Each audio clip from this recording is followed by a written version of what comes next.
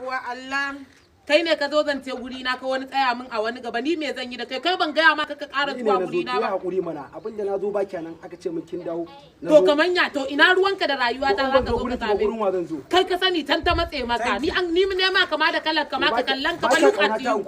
Ware ni ba na son ka ni me zan ci da kai. To sai ka je kai dai to wanda ya aika ka zo kuma wallahi duk yaron da ya ƙara zuwa aka zo aka ce kai dai dan bala kana nema na sai na ji wa yaron da na aika ce ba ai tunda na zo ni me to da ka bashi naira 10 ni na ce ka bashi naira 10 kudin zance dauka baki bai biyar ni shine yace ina daukan naira 5 bashi naira 5 kudin zance ni me zan yi da naira 10 ka kama akuya kun tafi idan ka ba ka kama akuyan mu baka kauna Allah da ya dace ka an faɗa maka an ce ba a san ka duk abin da za ka yi kai karbo mun naira 10 wallahi na zana layi daga rana mai irin ta yau karbo mun naira 10 ta na ga kan ƙara ganin ka ka zo in ga maka ni tunda na ce naka ne ka bana san ka wata shadda ka duk tsami an sa mata kanko wari ma take yi shine zaka zo guri na ka ce da ni wani kaza ka karbo mun naira 10 ta ba za a bayar da 10 ba an cinye 10 ina daukar biyar kina cewa an dauki naira 5 din an dau 5 din ki ki karbo mun ba zan karbo ba kai ma ka bar kofar gidan mu ai kofar gidan mu ka zo an kawo mun naira 10 ta to ya ka je kai ka sani tan ta mata kuma ko gobe na dawo